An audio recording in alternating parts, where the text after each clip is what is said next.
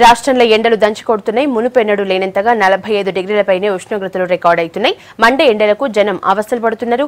అగ్గిలెక్క మండుతున్న ఎండలతోటి ఇంట్ల నుంచి బయటికి వెళ్లాలంటేనే భయపడుతున్నారు పబ్లిక్.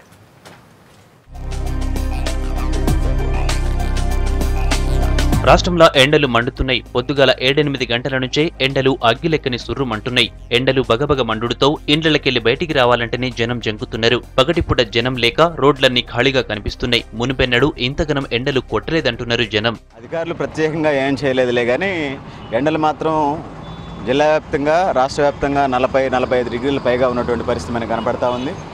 ఇది కర్ఫ్యూ విధించినట్టుగా లేకపోతే 144 సెక్షన్ విధించినట్టుగా ఉంది. ఓఆర్ఎస్ ప్యాకెట్లు పంపిణీ చేయాల్సిన అవసరం ప్రభుత్వం తరపున ఎంతైనా బాధ్యత ఉన్నది. అన్ని ఏరియాలల్లో ఎండలు ఎక్కువగానే ఉన్నాయి. 45 డిగ్రీలకు పైగానే ఎండలు దంచి కొడుతున్నాయి. నల్గొండ, ఖమ్మం, రామగుండం, ఆదిలాబాద్ల ఎండలు ఎక్కువగా ఉన్నాయి. ఎండతోటి ఎటన్నా పోదామన్నా వశమైతలేదంటున్నారు పబ్లిక్. రామగుండం ప్రాంతంలో గత 3-4 రోజుల నుండి మనం చూస్తుంటే ఎండ తీవ్రత ఎక్కువగా కనిపిస్తుంది. అయితే అధికారులు మాత్రం ఎండ తీవ్రత ఎక్కువ లేదని చెప్తున్నారు. మాకు మాత్రం ఎండ తీవ్రత ఎక్కువనే ఉంది. ఎందుకు ఎక్కువ ఎండ తీవ్రత ఉన్నదంటే మన ప్రాంతంలో ఓపెన్ కస్ట్లు ఉండడం వల్ల, ప్లస్ అదేవిధంగా ఈ ప్రాంతంలో సోలార్ కంపెనీలు ఉండడం వల్ల, మన ప్రాంతంలో చెట్లు లేకపోవడం వల్ల కూడా ఈ ప్రాంతంలో ఎండ తీవ్రత ఎక్కువ అవుతున్నది. రాష్ట్రంలో వేసవి మొదలైనప్పటి నుంచి ఇప్పటి వరకు వడదెబ్బతో 171 మంది చనిపోయారని విపత్తు నిర్వహణ శాఖ చెప్పింది.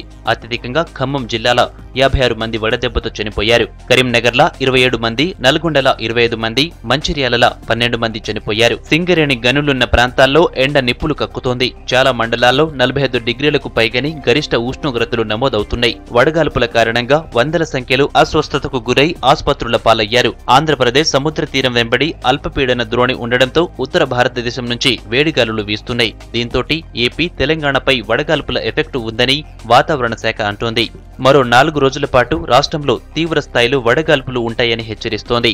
ఈ వడగాల్పుల తీవ్రత మరి ఒక 3 రోజుల పాటు ఈ తెలంగాణ రాష్ట్రంలో చాలా చోట్ల ఈ వడగాల్పులు వీసే అవకాశం అయితే ఉంది. ఉదయం పూట 10 గంటల నుంచి సాయంత్రం 4 గంటల మధ్య కాలంలో అత్యవసరం అయితే తప్పించి బయటికి వెళ్లకుండా ఉండడం మంచిది. అంతేకాకుండా ఒకవేళ అత్యవసరమై వెళ్ళవలసి వస్తే ఇప్పుడు బయటికి వెళ్ళేటప్పుడు తేలికపాటి అంటే ఇప్పుడు మనకి ఈ లైట్ కలర్స్ అనేవి కాటన్ ఈ డ్రెస్సెస్ వేసుకొని వెళ్ళడం మంచిది.